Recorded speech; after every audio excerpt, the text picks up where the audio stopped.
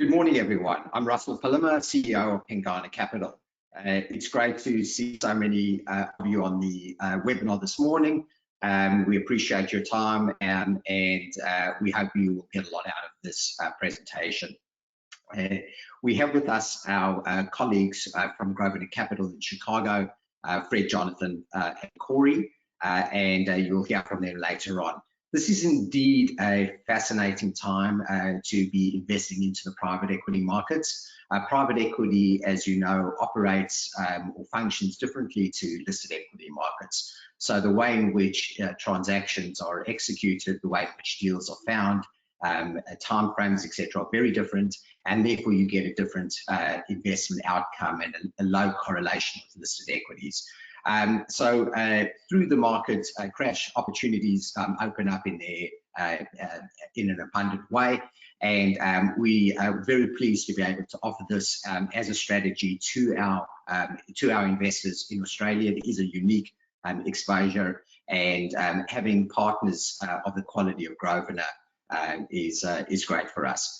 I will hand over to Fred Pollock, the CIO of Grosvenor, to start the presentation. We will have time for Q&A at the end of the presentation. Please submit your questions by typing in at the top right-hand side of the screen. Hopefully we'll get to a lot of your questions at the end. If not, we're always available to talk after the presentation. Fred, over to you. Thank you, Russ. So I'm going to start with slide 3 on the executive summary. The first thing I want to address is sort of 2 principal points. The first, at a high level, is how did the trust and how did private equity perform during this crisis, which is still ongoing? And the second is the opportunity set and how has that evolved in the context of what we're seeing with the COVID pandemic globally, as well as in the US and Europe, where we principally invest for the trust. So the first point about PE1, it's extremely well placed for the current conditions. It was about 42% invested to date.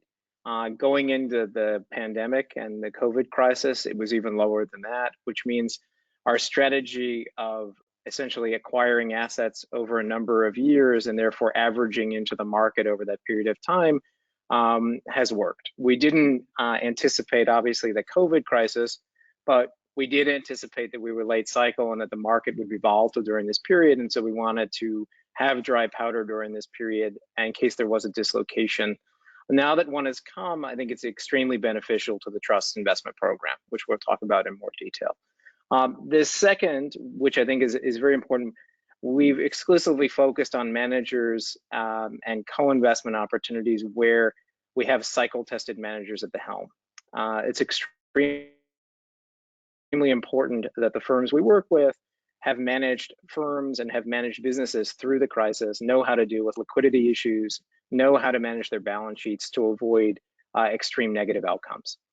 The other, as I said earlier, we were anticipating that we were late cycle and therefore eventually the economic cycle would turn. That drove us to pick co-investment opportunities that were resilient in terms of cyclicality. That resilience has served us very well over this month, and we'll talk about some of the details of that. And then the strongest returns that we've observed in private equity are historically coming out of these periods of dislocation. It's when you get undervalued assets, it's when you get mispriced assets, and it's when you get real opportunity to deploy capital. And since the trust is only 42% invested today, it's a substantial advantage for its capital deployment over this year and next. At the bottom of this slide, you'll note one thing that we did do during the crisis is we liquidated the short duration credit investments. The reason we did that was to move the capital to cash and to avoid any of the negative effects that you were seeing in the credit markets during this period. If we could go to slide 4 and 5, a couple of things I want to highlight. The first, where are the markets today? So I serve as the Chief Investment Officer of GCM Grosvenor, the partner with Pengana to manage the trust. What we've seen is a significant dislocation in every market that we participate. The S&P 500 through Q1 was down about 20%, more than that from the peak to trough, obviously. The Russell 2000, which is representative of small companies, was down almost a third during that period of time. High yield issuers, Goldman Sachs has an excellent high yield issuer index, was down almost a third during the same period. So we saw a series of movements in the public markets that were substantial. The private markets held up better, and they tend to hold up better during these periods of crisis for a lot of reasons, including how the companies are managed, the nature of their balance sheets, their cash flow generative characteristics. But they were affected nonetheless during this period. I'm kind of pleased to report that the trust itself, we've got preliminary estimates that we've obviously run through 3/31, and it would appear that the trust has held up very well during this period of time. You had the cross currents of appreciation due to currency. You had some negative effects on some of the companies which we're continuing to assess, but you also had offsetting positive effects in some of the companies, including the largest look-through investment in the trust, which is Instacart, which is an online grocery delivery business based in the US, which has been impacted in a very positive way from the COVID crisis. And so the net results, as you sit today, kind of in May of 2020, is that I think the trust went through the COVID crisis without substantial negative impact on its asset base, and still having about 58% of the capital to deploy, which is, I think, a very good place to be, given that the broader markets are down anywhere between 15 and 30%, depending upon which indices that you're looking at. The next slide, if you go to slide 6, I want to talk a little bit about what happened in the last crisis. So 2008 and 2009, you'll see on this slide visually the returns that were available for things that were launched in the period after the GFC. And you'll also see the 2007 to 2009 period that things launched during the GFC also performed reasonably well, and much better than things launched before the GFC. I think it's obvious why that would be true. Given the state of affairs for the trust, that it got through the crisis, meaning the pre-2020 COVID crisis, without substantial impact and negative impact on the assets, and that we're deploying a lot of capital during this crisis, and we'll continue to deploy it immediately after this crisis, we would hope that this means that the long-term returns available to the trust have actually increased as a result of the pandemic. And we'll go through some of the specifics of where we've been deploying this capital in a few minutes. If we go to slide 7, I'm going to go through each of the key areas and we invest and explain what I think the outlook is in this material. Now, these slides are pretty dense. I'm not going to go through every point and allow people to sort of read them at their leisure. But in the primary category, which is our investment in funds, what we've seen is a slowdown in the capital raising activity. Managers who have dry powder are being very selective about using that dry powder. The quality of managers that are coming to solicit capital is obviously higher during this period of time. It would be difficult for a manager that's low quality to raise capital, which I think serves the trust well. We've also noticed there's a slowdown in appetite from a lot of allocators. And so there are large state plans, pension plans, sovereign wealth funds across the world who have been trying to increase their allocations to primary investments over the last few years. They've essentially been sidelined by the crisis. And that's providing a real opportunity. I think will continue to provide an opportunity for the trust to deploy its capital where there's a supply-demand imbalance, and essentially there's more high-quality managers needing capital over this year and next than there will be capital available for them in the traditional channels. And so we like that dynamic. If you go to slide 8, the co-investment market, this is very idiosyncratic. The COVID crisis is affecting different markets in different ways. Asia was obviously ahead of Europe, which has been ahead of the United States. One could debate endlessly the crisis responses in each of those different countries, but the net effect in all of them is there's been a substantial slowdown in economic activity. Companies that have high leverage, and private equity companies typically do have high leverage, high cash flow and high leverage associated with them, in some cases have been very materially affected. Businesses in the travel, leisure, and other cyclical sectors, and those affected by COVID, as well as the energy sector, have all been substantially impacted. And we would expect to see some value coming out of that in the co-investment context over the next couple of years. The immediate effects that we're seeing is that debt financing is more challenging to procure. And that means that sponsors and funds are paying lower multiples for companies. and they're putting less debt on those companies when they do get transactions done.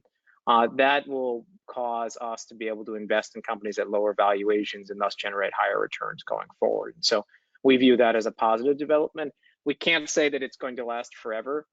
Typically, these dislocations last a year or two, and then the market returns to some period of normality. We would expect the same here, but since we're trying to deploy a substantial amount of the assets over the next couple of years in the trust, we think it'll benefit it substantially. The other place that we're finding real opportunities is follow-on investments in different companies that were already invested, as well as companies that need growth capital associated with their enterprise. And so many of the businesses we invest in are digital businesses. They're businesses that actually benefit from COVID. Those companies are growing and still need capital, and so we're finding opportunities to deploy capital there as well. And in almost every case, the rate of return available has increased from before the crisis began. Slide 9, the secondary market. If we could switch to slide 9.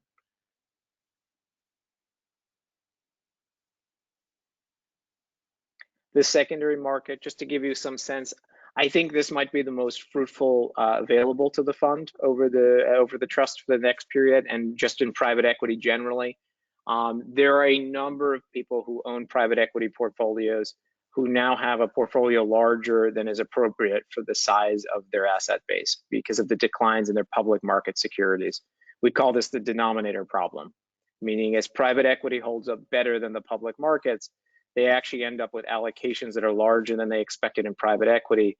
In order to fix that, institutions typically in a post-crisis period will engage in secondary sales or other types of sales to right-size their private equity positions.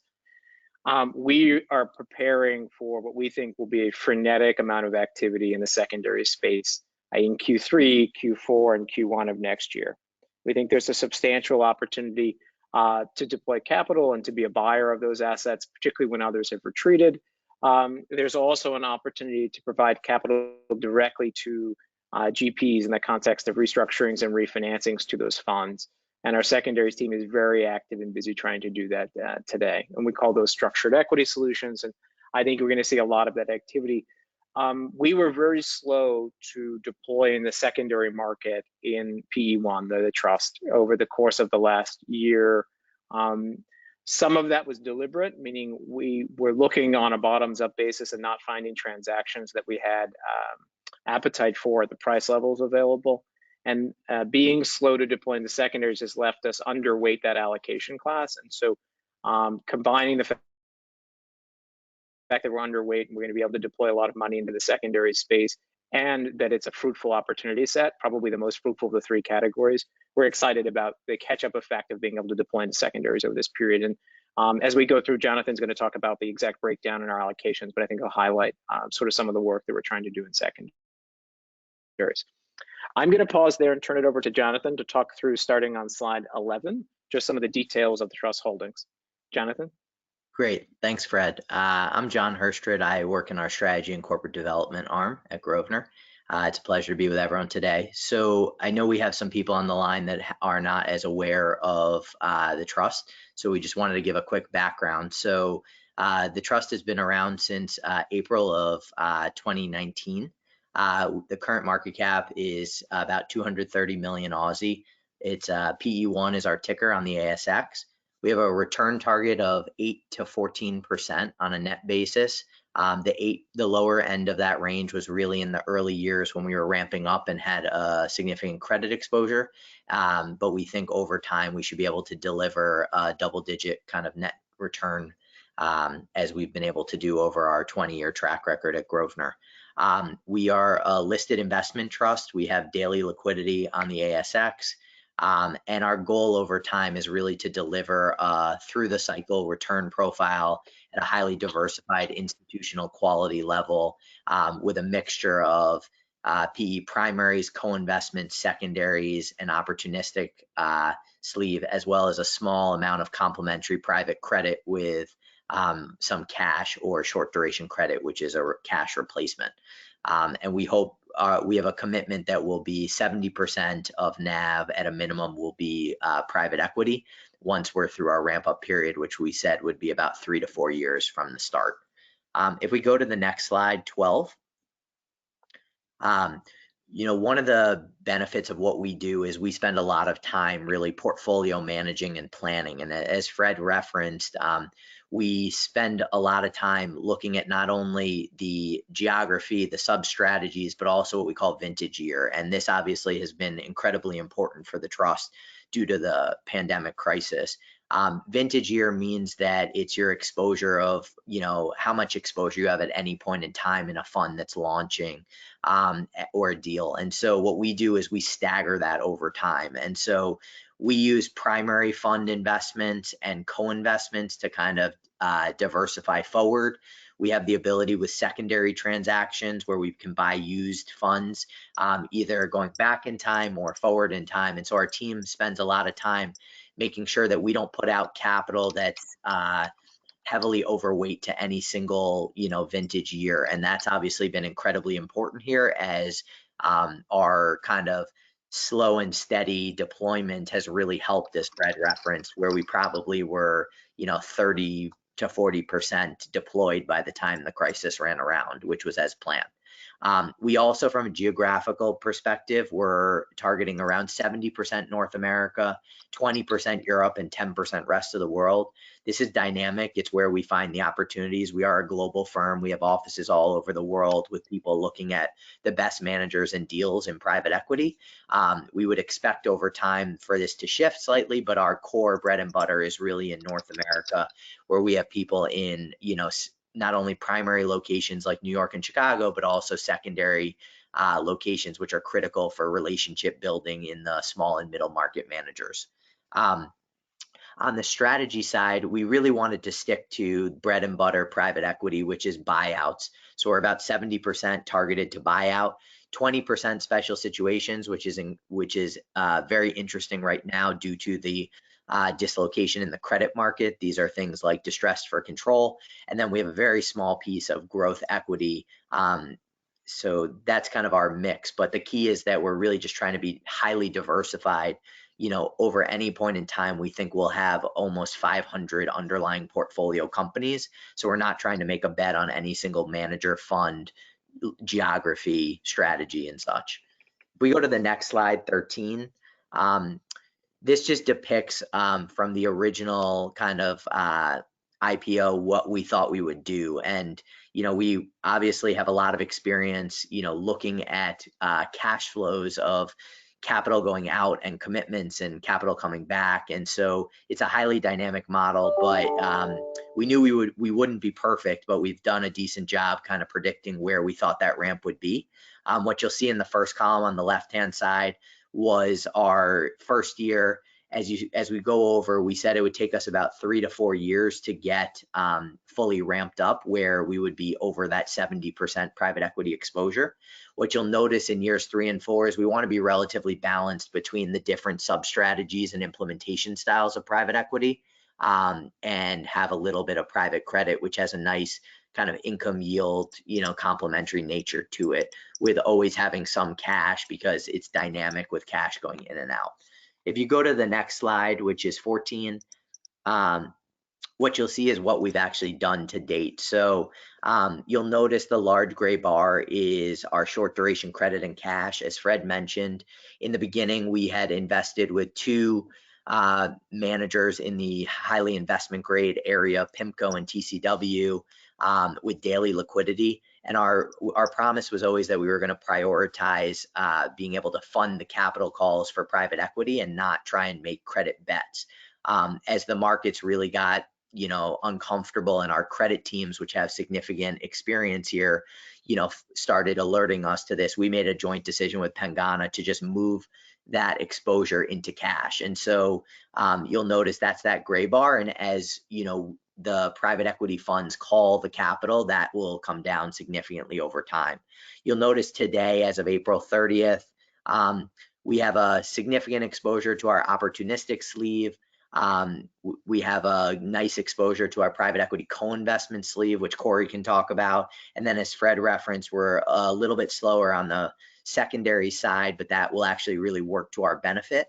And lastly, it looks here that our primaries are really slow, but what you'll notice is that typically takes about 5 years for a manager to find the deals and then call the capital. So we've actually committed significantly more primary capital than what it looks like on this page right now.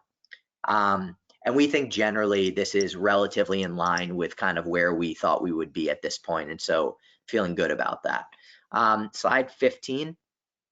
This just speaks to the point I was making. So while today it looks like we are in the 40-ish range of capital actually put out and reflected in those bars, we've actually committed over 90% of the capital. It just hasn't been called yet. So what you'll notice below is the dark blue bars are the unfunded amounts that have yet to be called but have already been committed, and the gray bars or the beige bars are the ones that we've actually already funded. So for instance, those primary funds, as we talked about, we've actually committed almost 50 million Aussie dollars, but only about 5 million has been kind of put to work. And so we feel really good about this and think it's going to generate tremendous opportunity. And we feel like this kind of diversified, slow but steady approach is the right way to do it and how we do it for all of our large institutional clients. Maybe with that, I'll hand it over to Corey, and he can kind of go into some specifics about some of our actual exposure today. Thanks, John. Good morning, everybody. I'm Corey Lopretti. I lead our private equity portfolio management team. And if we flip to slide 16, I'll start walking through the portfolio and then get into some specifics on each of the different sleeves. It's now been just over a year since we launched PE1, and as Fred noted, at this point we've allocated 90% of the capital that we've been given, but only 40% of that has been drawn down to date. You can look at the on the top of the slide. You'll see the 7 primary private equity funds that we've committed to, about $50 million Aussie. These are really a who's who of our best of breed managers in our broader portfolio. They represent 6 highly oversubscribed, very difficult to access middle market buyout funds and one name brand special situations fund, which was the Carlyle Credit Opportunities Fund. And as you'll note, while we've committed all this money, very little of the capital has been drawn down to date. When we invested in Carlyle last summer, and they focused on the non-sponsored corporate credit market, that was a partially seeded portfolio, but the rest of these managers have either just deployed a little bit or candidly, a couple of them haven't made any investments yet to date. And we believe actually that positions them very well, as all of these managers are folks who have invested over multiple market cycles. They've gone through downturns before. They've lived through the GFC, were successful through it. And we know that they can successfully manage the companies that are in their portfolios today and also find really great opportunities that we know are going to start to come up as distressed companies become available for these managers to purchase. Just to give you a flavor for a couple of them, one of the managers here, the one at the top is Vista. They're a best of breed middle market buyout manager focused on the enterprise software sector. They've to date, they've made one investment. It's actually in a company that creates business continuity plans and has a way of distributing it around organizations electronically and getting it out to that staff. And obviously, in today's day, where everybody's working from home and business continuity is a huge issue, it's a nice early company for the fund to be invested in. Additionally, earlier this year, we committed to Winchurch Capital. It's another firm that's been around for 20 years, and they actually look for complicated, complex, really underperforming businesses. They straddle the line between buyout and almost a distress for control strategy. So where they have performed the best in their prior funds is investing in times of dislocation and when we're coming out of economic downturns. So getting into that fund now and them having all their capital deploy positions them very nicely. From a co-investment perspective, our allocation is being completed through a commitment to GCM Grosvenor Co-Investment Opportunities Fund. This is our commingled co-investment fund, and what this fund does is it targets co-investments alongside, again, middle market buyout managers, really in defensive sectors such as healthcare, consumer staples, efficiency-oriented IT. That fund has committed about $290 million to 14 companies to date, which is about a third of its capital. We believe that portfolio, which I'll get into in a few moments, is pretty well positioned as well. In February, we actually completed our first secondary transaction out of our dedicated secondary sleeve. We purchased a portfolio of 4 funds in a group called Alpine Investors. We would expect, even though we haven't deployed a ton to that space now, as Fred and John both mentioned, that there's going to be ample opportunities in the secondary market as distressed sellers and people who are over allocated to private equity are forced to liquidate portions of their private equity portfolio, and we should be able to pick them up at nice discounts for the fund. And then finally, the last part of the portfolio is our opportunistic allocation. This is being executed through our MultiAsset Class fund. This fund is effectively an over-allocation strategy within Grosvenor. It looks across the entire GCM platform, and then it opportunistically chooses the best opportunities that come in. That portfolio is 24 investments, about 75% drawn, and we'll talk about a couple of the deals in there. It actually deployed a significant amount of capital since the crisis began, about 30%, finding really great opportunities that are out there, increasing our position in Instacart, which is turning out to be an investment that is doing quite well in the current environment. All right, flipping to the next slide on risk assessment. So here, using the GICS, or the Global Industry Classification System, we essentially assigned risk weightings based on to different industries based on the current market environment. For example, energy, which is largely comprised of, say, oil and gas, that would be a high risk.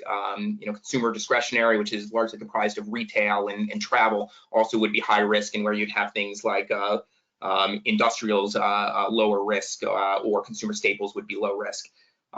So what we did is we took that, after we assigned those values, we then pierced through our funds to the underlying portfolios to understand what the exposures were at an individual company level, and we use this to help guide where we might find risk overall in our portfolio. And we've done this across our entire platform as we try to assess sort of where we might find risk from a private equity perspective as we wait for March to roll through. Based on this analysis, the output was that it was about 13% of the portfolio was at high risk due to potential issues associated with COVID-19 impacts. Now, it's worth pointing out, while this type of analysis can actually be quite instructive, and it can allow us to perhaps more closely monitor certain investments and try to do a deeper dive on individual companies that comprise each industry, it's not perfect. And a good example of that is that if you actually were to pierce through the 13% high risk, what you find is that 85% of that is made up by Instacart, because it comes up as consumer discretionary or retail. Now, because that company is doing quite well, obviously the portfolio is significantly less risky than this would suggest. However, we do find that it is instructive for our teams as they think about monitoring each of the individual investments, and so we periodically running and rerunning this as we get new information about the underlying funds. And it allows us to stay even closer with certain managers with respect to certain investments where we perceive there may be some higher risk as a result of the current economic crisis. Flipping to slide 18. So we already talked a bit about the funds that are in the portfolio. As previously noted, 7 different funds that are in there. All of these managers are cycle tested, and they've gone through prior recessionary periods. And given that there is significant capital to deploy, it's only about 10% of the capital that's been allocated has actually been deployed by these managers. They should be able to take advantage of great opportunities that they find out there. Carlyle, CUF, I mentioned that earlier. That was the partially seeded credit fund that we committed to last summer. That one is the most invested to date. It's invested about 43% of its commitments in over 20 companies. The companies in there, though, we did a bottoms-up analysis of them. They're strong. They're all in strong liquidity positions, and there are really 4 companies that are in there that have some exposure to COVID-19 related industries. There's a couple of hotel exposures, and then a couple that have some supply chain exposure to Europe and Italy specifically.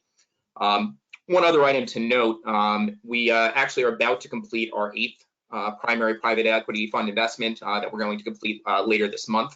Another highly oversubscribed fund, a team that invests in the business and financial services sectors, an experienced team that rolled out of Goldman Sachs a number of years ago. Due to the current market environment, despite the fact that this fund was heavily oversubscribed, we were able to negotiate a fee discount in connection with our investment. We got our management fee down 15%. And we actually will expect to see more of those opportunities within our portfolio, even from some of these really high-performing funds, as they're trying to make sure that investors are still allocating capital over to them. And as some of the large allocators, as Fred and John noted, are going to have some challenges deploying more capital over the course of this year, those of us that do have capital to deploy should be able to take advantage of that and drive some preferential terms for our clients. Okay, if we flip to the co-investment fund, and that's on slide 19. Thank you. So as I noted, targets co-investments along high-quality managers. The fund actually held a final closing at the end of March. It increased in size by about 40% and closed on $539 million US dollars. We think that the fact that investors closed post the beginning of this crisis and raised the size of the fund to where it is shows a belief in the investments that were in the portfolio already, and a confidence in what we're able to deploy money into. To date, $290 million has been deployed to 42 portfolio companies, which includes 4 new investments that have been made this year. And importantly, at the moment, we actually don't view any of the investments as high risk due to the impact of COVID-19. This is due in part to the more defensive nature of our co-investments that we've been taking in recent years. Investments in companies like Spice World, which is a producer and packager of garlic in the US. Obviously, that's a consumer staple and something that's not going away. We have healthcare IT companies in the portfolio like Codiviti that focuses on efficiency and reducing costs. That said, it doesn't mean that there aren't going to be some short-term impacts to valuation of the portfolio. For example, one of the investments is in a company called Vera Mobility. It provides toll management solutions to rental car companies. And with travel sort of grinding to a halt, the car rental industry has been hit hard, but this company has ample liquidity. It has low leverage on it, and believes that once the stay-at-home orders start to be lifted, as they are here in the States and elsewhere, they're going to pick back up and return to sort of where their revenues and other were before this. From a secondary perspective, this goes on to slide 20. As we noted, we completed our first secondary out of our dedicated secondary sleeve back in February. We acquired these 4 funds managed by Alpine investors at an aggregate discount of about 7% of 930 NAV. That'll be a bit higher once 1231 NAV sort of roll through. And the transaction was largely consistent with our general strategy of targeting niche opportunities, so investments with hard-to-access managers, who typically have performed well, are oversubscribed, and do not allow investors in who are not investors in their other funds. We were an investor in a couple other Alpine funds at the time of the investment, so we had good access to information. We were able to do a deep bottoms-up analysis of each of the companies in the portfolios, and we were part of a limited list of potential secondary buyers that Alpine permitted, which enabled us to help drive terms. While we're not heavily invested in secondaries to date, we actually did have 2 deals, which we spoke to probably a number of you while we were down in Australia in February, that were targeted to close at the end of March. At the end of the day, despite having letters of intent in place, given the market dynamics and the shifts that we were going to see and our expectations as to an impact on valuations and wanting to wait to see that roll through, we actually pulled out of both of those transactions. And neither of them closed at the end of March. That would have deployed a significant portion of capital into secondaries. I think we're happy about the way that resulted, given where the secondary market is likely to turn to, and the opportunities that we expect to find over the course of the next 6 to 12 months in the secondary space. And then I suppose last but not least, we can touch on MAC2 on slide 21. Again, this is our multi-asset class solution. This is another one of those funds where we've actually been able to have a number of companies that were quite positively impacted by the crisis. Instacart, I know that Fred and John have both mentioned that as well. The company was strong before the crisis began. It had 100% growth volumes. And as a result of all of the stay-from-home orders here in the US, the volume of transactions with Instacart has increased significantly. They've actually had to increase their workforce by over 300,000 people. They're adding millions of new customers, and they're about to go out for a raise, and we'd expect valuations to be in excess of where we bought in. We actually this past month were able to buy in increase our position in Instacart, buying it from an existing investor who sold it to us at the valuation that we bought in back in October of 2018. So given where we would expect and hope valuations to go, we were excited about the opportunity to increase it, and it now represents the largest position in MAC2. Like I mentioned earlier, we've been very busy throughout the months of March and April in this fund. We actually completed 2 new co-investments alongside strong sponsors. One of them is a consolidator of affordable vet clinics and taking advantage of the pet demographics here in the US and elsewhere. We did a follow-on investment in Lineage Logistics, which is a cold storage company, which is they basically provide infrastructure between farms and food producers and consumers. That has also been significantly positively impacted by the current situation. And we've been maintaining some capital to potentially purchase a larger stake in Instacart should it become available. So I think the fund is fairly well positioned. And why don't I take a breath there and maybe we can open it up to questions. Hi everybody, my name is Adam Myers and I'm going to facilitate the Q&A this morning. Grosvenor team, thank you very much for a very comprehensive update. We've received quite a few questions, so I'll try and consolidate them so as much as I can so we can cover as many questions as possible. Russ, the first question is I'm going to address to you because we've received a lot of questions about our future plans to grow the vehicle. Having withdrawn from the recent entitlement offer as the markets were imploding, what are your plans for growing the trust? And obviously related to that, given the fact that the opportunity is so good at the moment, with about 90% of capital already committed, wouldn't it be beneficial to raise more money sooner rather than later? Thanks for that question. Yes, I have also got a lot of personal calls about this, very topical question. It absolutely is the case that there are opportunities for our investors to get more invested into the marketplace. There's no shortage of deal flow, as you would have seen, and we are close to fully committed already. We do anticipate allowing our existing investors at least the opportunity to put more capital to work sometime over the coming months. We will do this in a measured way. As everybody's heard me say over time, we're very happy with how the vehicle has traded, even through the crisis. Trades strongly, still trades today at a nice premium to its NAV, etc. So we'd like to keep all those attributes there. So any capital raising will be done with that in mind. So in a measured way, we won't flood the market with stock, but we do absolutely want to give the opportunity at least to existing investors sometime in the not too distant future to be able to put some more money to work. Thank you, Russell. We've received a number of questions about valuations. So basically, have there been any changes to the valuation process during the crisis? And also, Partners Group have recently marked down the valuations in their fund. Does Grosvenor have any plans to do the same? Maybe I'll take the second part of that, and then I'm going to ask Jonathan and Corey to go through the first part of that with the process. So on the second part, obviously we continue to evaluate in real time the effects of the crisis on the underlying exposures that we have. There is definitely during March there was a decline in the value of some of the companies. Similarly, in April, there was a rebound in the value of many of the companies. Over the whole period where I stand here today and look, you don't see a significant erosion of the value on a year-to-date basis. Writ large, in terms of the valuation process, maybe Jonathan, if you'd like to comment, as you sit on the firm's valuation committee, maybe you can comment on process, and then Corey, if you have anything to add. Sure.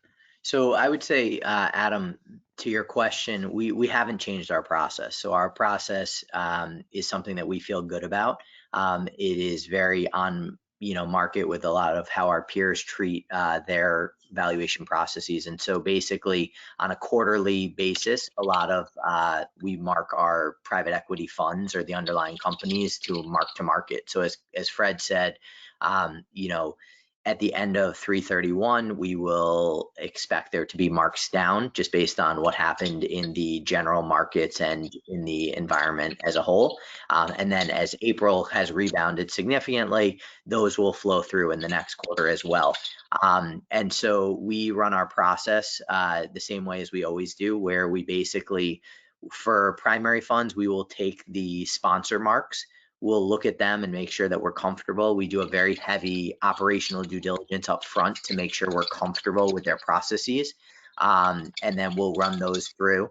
On the co-investment deals, we have a robust process where every quarter our independent valuation committee, which I sit on, runs through about 150 different deals. We do a bottoms-up analysis of most of them, and we compare it to what the sponsor also marked it. And then as an added layer of security, we use 2 third-party firms, Duff & Phelps and VRC, so that every co-investment is looked at least once a year to make sure that we're comfortable with that third-party kind of analysis. And in periods of stress such as this, we might even look at more of them. And so what we have done for 3/31, since the environment was so rocky, was we have spent extra maybe resources on the high risk and medium risk investments, just making sure that we're being extra careful and looking at them and making sure that a significant amount of that population is running through those third-party valuation firms. But we feel good about the process.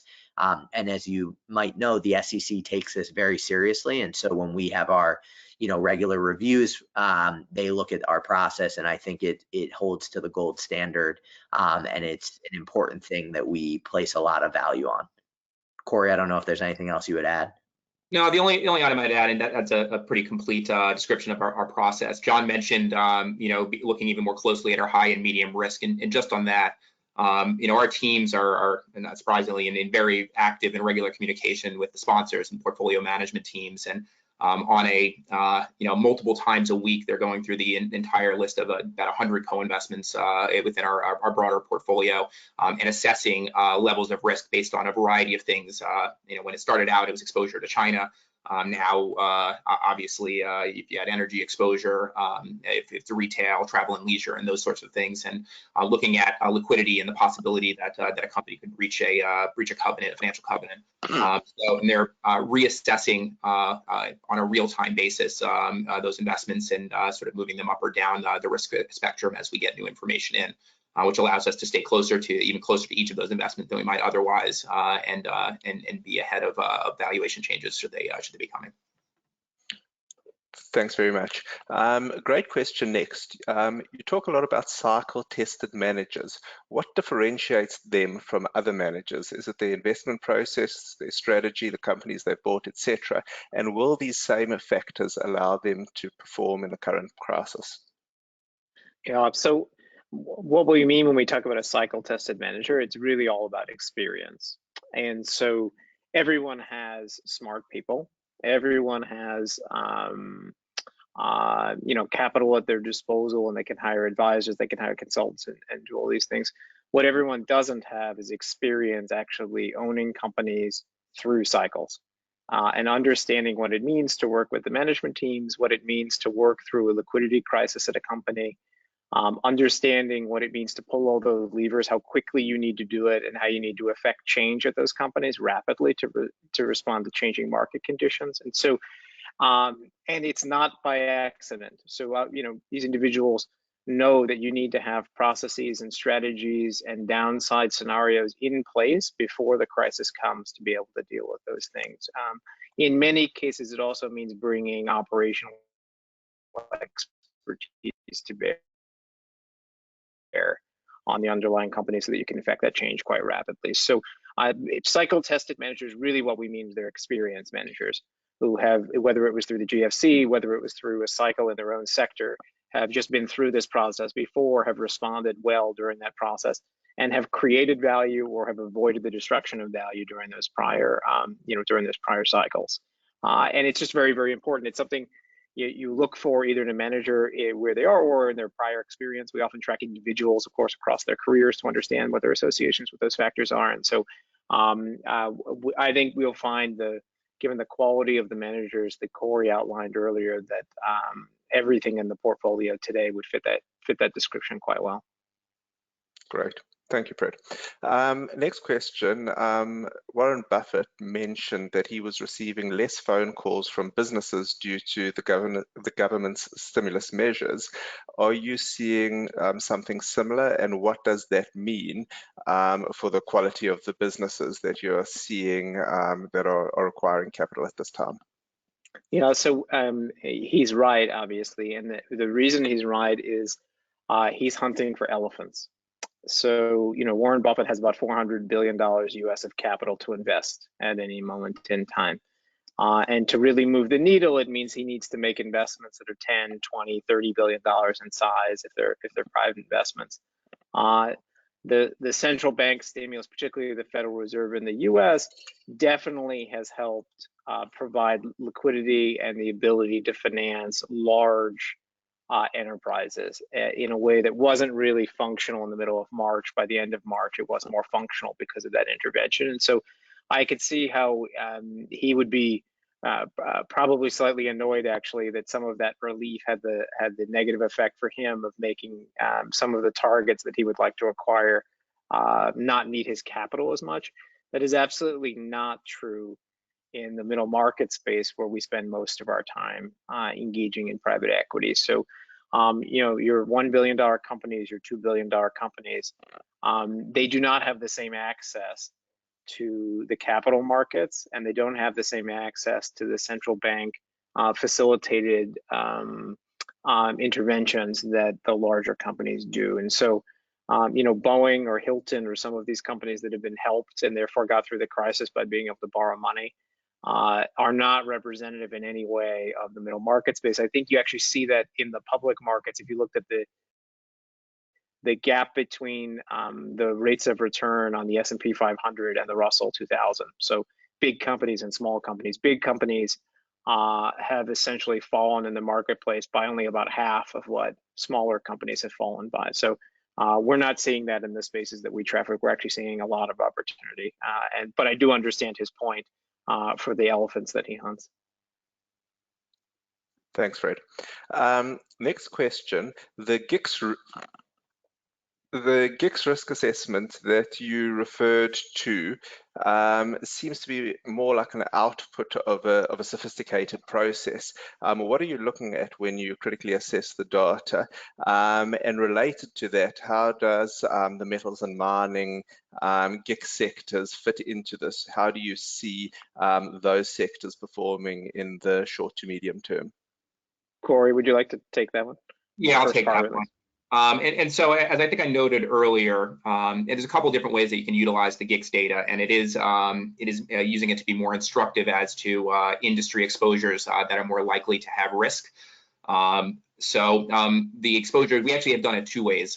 You saw the GICS 1 level, and there's about 10 or 12 different industry sectors, and we spent a good bit of time going through those sectors throughout our investment team, assigning different levels of risk to those sectors. And we actually then went and did a bottoms-up analysis. Each of those individual sectors, they actually go down 4 different levels, and it can get quite granular as you go further down.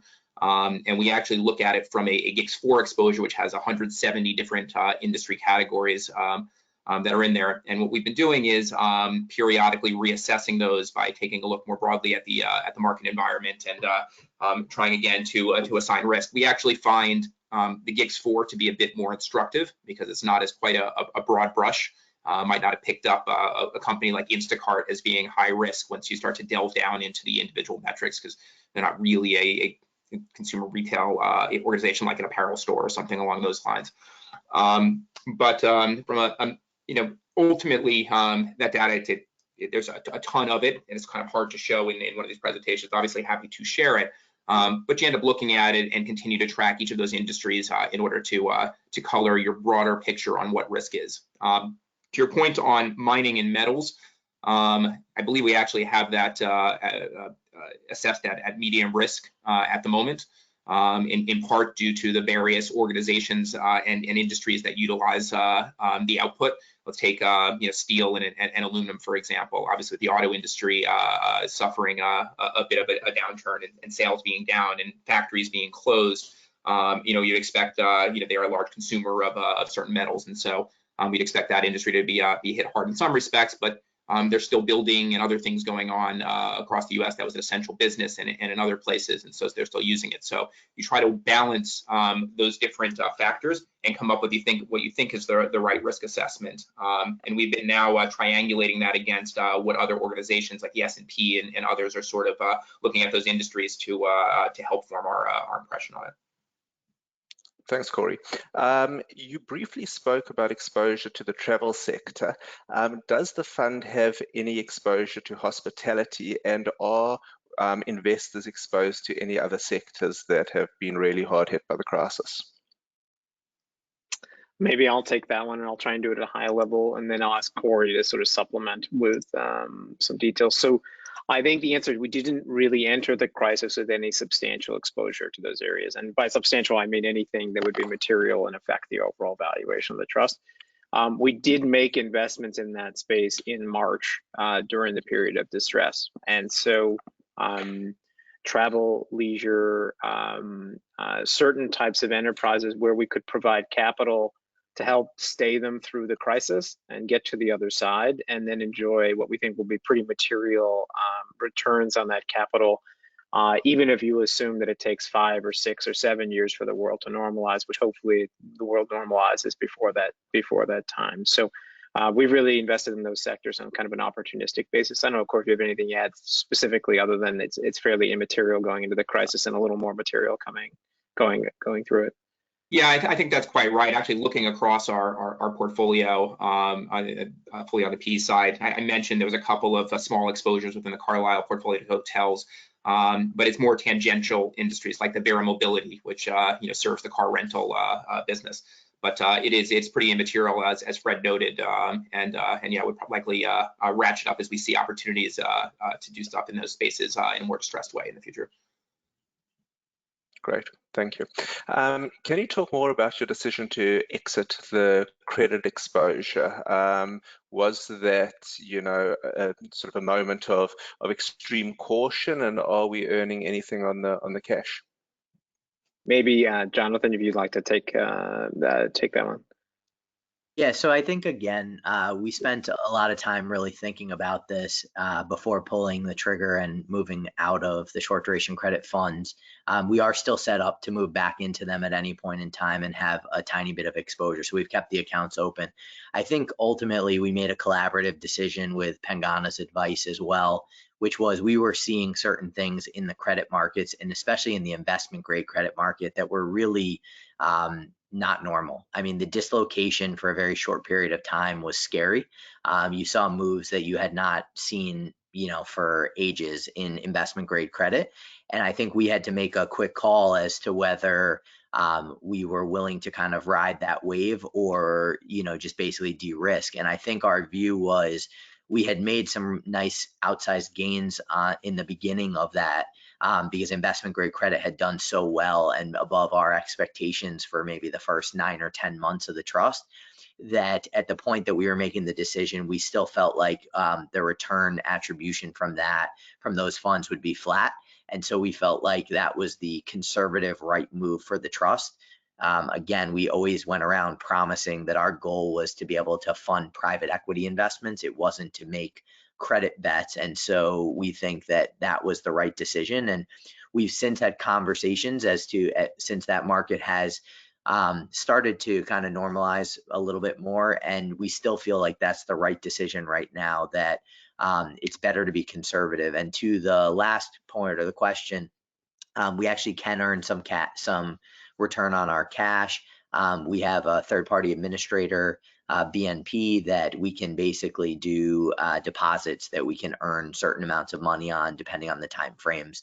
But as you can imagine, in the interest rate environment of today, they are pretty immaterial, say, 0.5% to 1% at best. Well, thanks, gents. No two crises are the same, but does history give us any clues about what to expect from the funds invested during crisis periods? And if the drawdown is not as deep in private markets, should we expect less from the recovery? So I think the answer,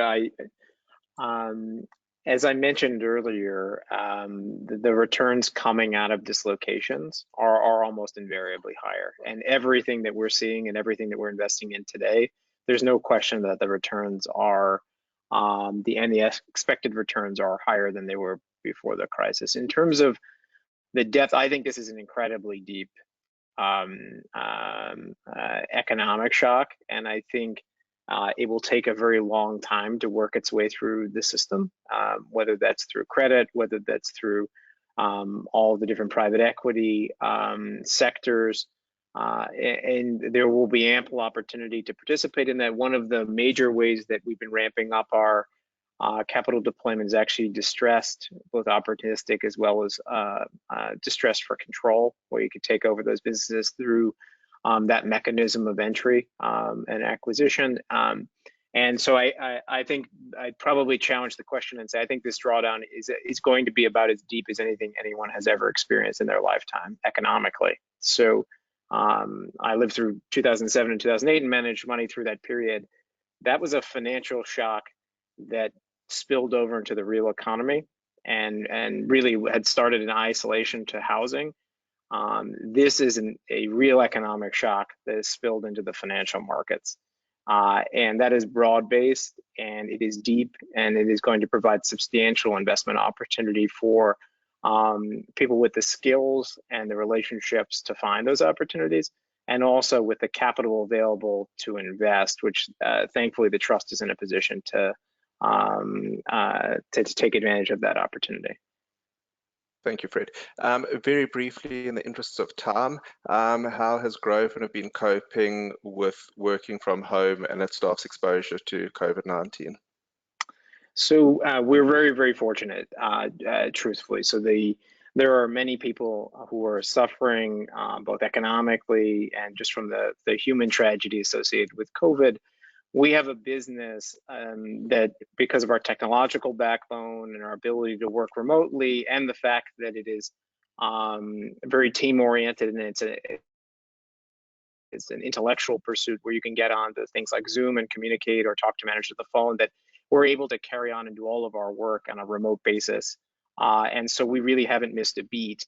I think our existing relationships with managers are proving more valuable than ever in terms of capital deployment, because it is difficult to form new relationships today. And so our existing relations are proving kind of invaluable, and that's only enhancing our kind of value proposition to our clients and making our employees more effective at what they're doing. So I think we're in the very fortunate category when not everyone is. Thank you, gentlemen. In the interest of time, I'm going to wind up Q&A now. If we didn't get to your question, we will respond to you directly. Thank you, everyone, for joining us for this update today. I hope you found it useful. My key takeaways are really about the opportunity. Firstly, what a great opportunity we have to make investments in resilient private companies in the current environment. And secondly, we also have a great opportunity to pick up established private equity fund investments where we know exactly what the fund is holding from distressed sellers who are forced to dispose of these investments. And these opportunities are obviously amplified because PE1 is only lightly invested at the moment.